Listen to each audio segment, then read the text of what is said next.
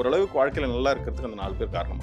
தமிழும் வாழ்வியலும் மனிதர்களும் மனித மனங்களும் இப்படின்னு ஒன்றை தொட்டு ஒன்று சொல்லிக்கிட்டே இருக்கிறாங்க. பிணத்தின் மீது போற்றப்பட்ட ஆடை தூய்மையானது, எச்சில் தூய்மையானது. ஒரு சுமாரான அறிவு இருக்கிற பையன் தான். ஸோ அதனால நான் எடுத்து படிக்க ட்ரை பண்றேன். இதை நினைக்கும் பொழுது எனக்கு ரொம்ப வெக்கமா இருக்கு. சினிமாவில் இருப்பவங்க போல எங்களுக்கு அவ்வளோ வசதி இல்லை, காசு இல்லை, இந்த ப்ராஜெக்ட் கொஞ்சம் கஷ்டமாக தான் பண்ண வேண்டியிருக்குன்றதையும் சொல்லி போய் அந்த பொண்ணுக்கிட்ட பேசு அப்படின்னு சொல்லி இப்போ பேசலாம். எப்போ பேச போறா? முதன்மையான ஒரு மிஷ்கின் அவர் முதலே இருந்து என்ன புஷ் பண்ணிட்டு இருக்காரு. இது தமிழ்நாடா இல்லை தமிழகமானு சொல்லி கொடுக்குறவர் நமக்கு தமிழ் சொல்லி கொடுக்குறாரு. தமிழ் கத்துக்கிட்டே தீர்வேன்னு ரொம்ப நாளா ஒருத்தர் சொல்லிட்டு இருக்காரு. படிக்கிறதுக்கு நேரம் இல்லை. ஆனால் இந்த தேர்தல் அவருக்கு அந்த ஓய்வை கொடுத்து தமிழை கற்றுக் கொடுக்கும் நம்பி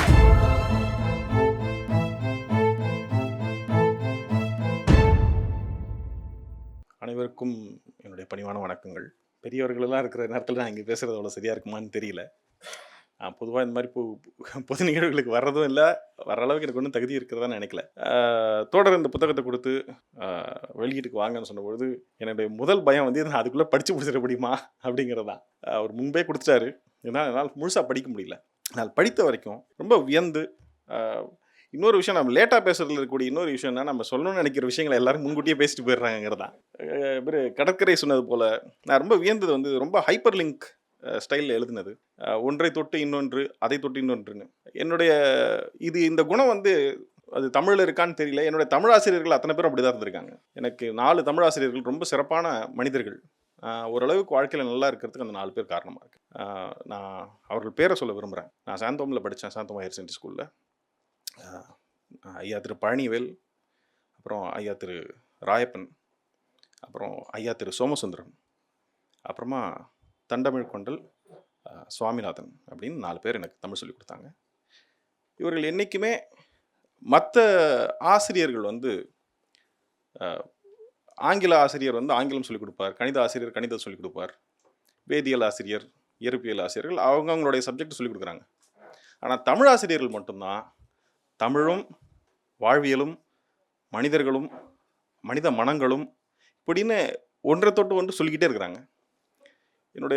நான் சொன்ன என்னுடைய ராயப்பன் அப்படிங்கிற என்னுடைய ஆசிரியர் வந்து சிலப்பதிகாரம் சொல்லிக் கொடுக்க போய் அங்கேருந்து மணிமேகலை பற்றி சொல்லி, அது பாடப்புத்தகத்தில் அப்போ அந்த வருஷத்துக்கு இல்லை, ஆனால் அதை பற்றி சொல்லி, அங்கேருந்து ஆபுத்திரன் கதைக்கு போயிட்டு ஆபுத்திரன் கை அமுதசுரபி கதையை சொல்ல போய் அங்கேருந்து பார்ப்பாரகத்திலே பார்ப்போசு 5 ஒரு பாட்டு ஒன்று இருக்குது, அதை சொல்லி, அதுக்கப்புறமா அந்த பாட்டிலிருந்து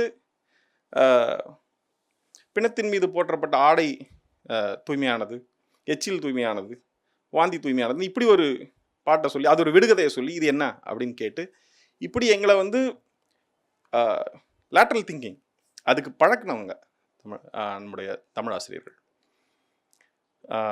அப்படி இந்த புத்தகம் வந்து ஒன்றை தொட்டு ஒன்றுன்னு விரிந்துக்கிட்டே போகுது. இதில் என்ன சொல்கிறது, முன்பே பலரும் குறிப்பிட்டது போல் ஒரு 5 பேஜுக்குள்ளே கிட்டத்தட்ட ஒரு 10 எழுத்தாளர்கள் பற்றி அவர்கள் எழுதிய பாடல்கள் பற்றி வருது. நான் வந்து குறிப்பெல்லாம் எடுத்துக்கிட்டு ரொம்ப மெல்ல படிக்கிற ஒரு சுமாரான அறிவு இருக்கிற பையன் தான். ஸோ அதனால் நான் எடுத்து படிக்க ட்ரை பண்ணுறேன். மிக அடர்த்தியாக இருக்குது. ஆனால் என்னுடைய விருப்பம் வந்து இதை படித்து முடிச்சிடணும் அப்படிங்கிறதும். எப்பொழுதுமே இதில் நான் இன்னொரு விஷயம் சொல்ல வந்தது என்னென்னா, இவ்வளோ பேரை இவர் எப்போ படிச்சிருப்பார்? உண்மையை சொல்கிறதா இருந்தால் யுகபாரதி வந்து என்னுடைய 7 நாள் இளையவர்.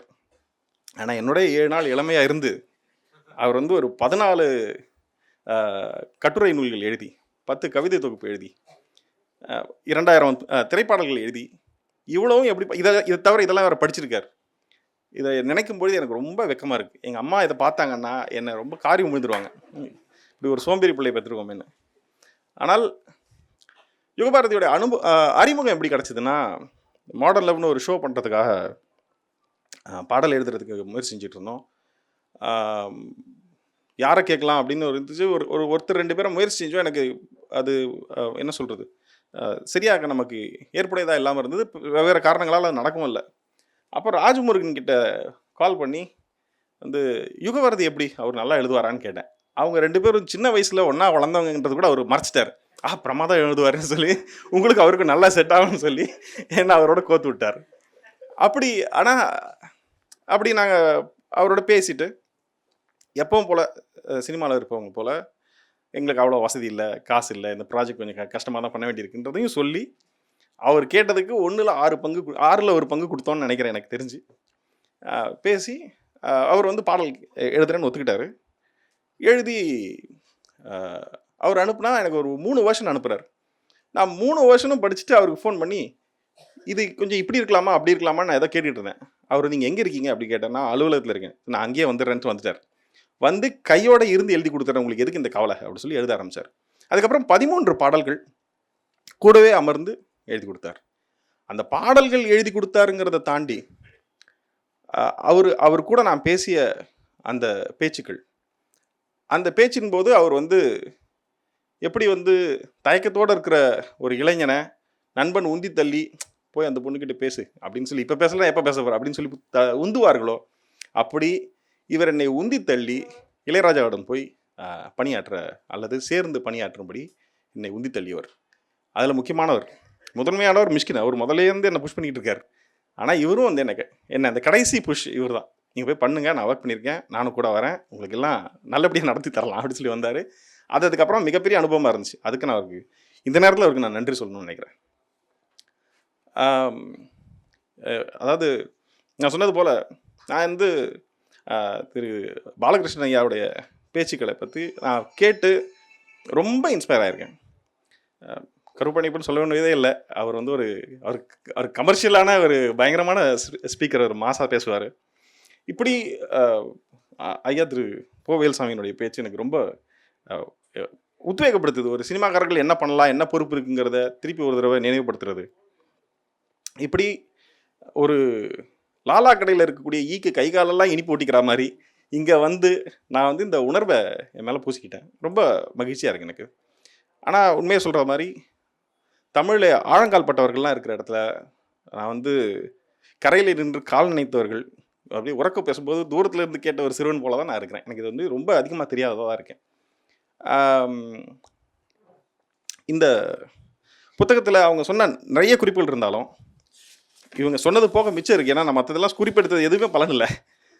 ஆனால் இவங்க குறித்தது சொல்றது போல் அதை தவிர என்னென்னா, ஒரு கவிஞனாக இருக்க போய் இவர் என்ன பண்ணுறாருன்னா, இந்த எழுத்துக்கு நடுவில் சில ரொம்ப அழகான வரிகள் இருக்கு.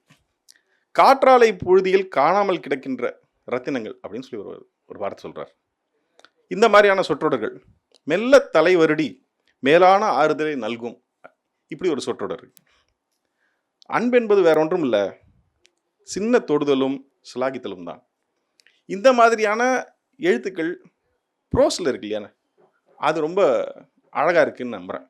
கவிதைகள் பற்றி எல்லாரும் சொல்லிட்டாங்கிறதுனால சொல்கிறதுக்கு எதுவும் இல்லாதனால இதை நான் சொல்கிறேன். இதை தவிர நான் இந்த புத்தகத்தை எப்படி இவர் வந்து என்னை இளையராஜாவோட முந்தி தள்ளினாரோ அதே போல் எனக்கு எப்போதும் தமிழை வந்து முறையாக கற்றுக்கணும், நல்ல முறையில் கற்றுக்கணும், அதாவது ஆழமாக கற்றுக்கணும்னு ஆர்வம் எப்போ இருந்திருக்கு. அதுக்கு காரணம் அம்மா, அதுக்கப்புறமா என்னுடைய தமிழ் ஆசிரியர்கள். அதை தவிர நான் என்ன நினைக்கிறேன்னா, தமிழர்கள் ஓரளவுக்கு அறிவில் கொஞ்சம் சிறந்து விளங்குறார்கள்னு பொதுவாக எல்லாரும் நம்புகிறோம். நமக்கு அட்லீஸ்ட் தெரியுது. இது வந்து ஒரு தற்புகழ்ச்சியாக கூட இல்லை. தமிழர்களுக்கு அப்படி ஒரு எண்ணம் இருக்குது, அப்படி ஒரு குணம் இருக்கிறத நாமளும் உணர்றோம். அதுக்கு காரணம் என்னவா இருக்கும்னு நான் யோசிச்சிருக்கேன். அதாவது தமிழில் வந்து ஒரு யானைன்னு ஒரு சொல்லுக்கு வந்து வேழம், கரி, களிறு, பெண் யானைக்கு பிடி, இப்படின்னு இவ்வளோ சொற்கள் இருக்குது. ஒரு வாக்கியத்தை கட்டமைக்கணும்னா பல விதமாக கட்டமைக்கலாம். இப்போது இது மாதிரி என்ன சொல்கிறது, ரொம்ப நுணுக்கமாக சிந்திக்கிற திறன் இருக்கு இல்லைங்களா, அது சிந்திக்கிற தேவையை இந்த மொழி ஏற்படுத்தி தருதுன்னு நான் நம்புகிறேன். மற்ற மொழிகளில் இவ்வளோ நுணுக்கம் இருக்கான்னு எனக்கு தெரியல. ரொம்ப மொழிகள் தெரியலனாலும் மற்ற மொழிகளுக்கு ஓரளவுக்கு நேரடியாக இருக்கிறதா நினைக்கிறேன். இது வந்து இவ்வளோ அடர்த்தியாகவும் இவ்வளோ வெரைட்டி இருக்கிறதுனால இதில் நாம் ஒரு பெர்மிட்டேஷன் காம்பினேஷன் போட்டு பேசணும், அதில் ப்ரிசைஸாக கம்யூனிகேட் பண்ணணுங்கிற இந்த ஆர்வம் இருக்கிறதுனால நாம் இயல்பிலேயே கொஞ்சம் ஷார்ப்பாக ஆகிருக்கோமோ அப்படின்னு நான் நினைக்கிறேன். ஆனால் சமீப காலத்தில் என்ன சொல்கிறது, இதனால் நான் வந்து இந்த இளையராஜாவிடம் எப்படி இவர் என்னை உந்தி தள்ளி அந்த அனுபவத்தை கொடுத்தாரோ அதே போல் சங்க இலக்கியத்தை நான் வந்து கற்றுக்கணும்னு நினச்சதில் இதை படித்த போது என்ன நினச்சேன்னா, இவருக்கே ஒரு நல்ல தொகையை கொடுத்து எனக்கு ஆசிரியராக நியமி வச்சுக்கிட்டு பார்ட் டைமாக அவர்கிட்ட தமிழ் கற்றுக்கலாமா அப்படின்னு யோசிச்சுட்டு இருக்கேன்.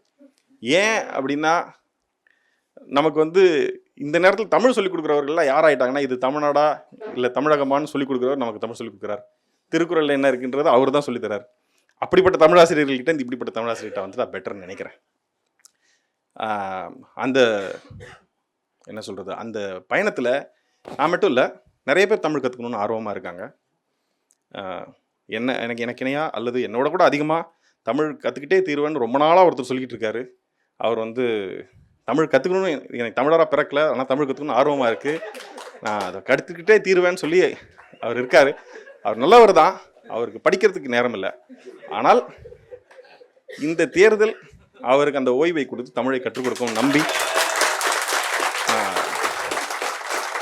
இந்த வாய்ப்புக்கு நன்றி கூறி விடைபெறுகிறேன். நன்றி, வணக்கம். வாழும் வரலாற்று அறிஞர் கருணானந்தன் அவர்களின் பாசிசமே பார்ப்பனியம், பார்ப்பனியத்தின் பாசிச கூறுகளை வரலாற்று ஆதாரங்களோடு எடுத்துச் சொல்லும் அற்புதமான நூல். விலை ரூபாய் 200 மட்டும்.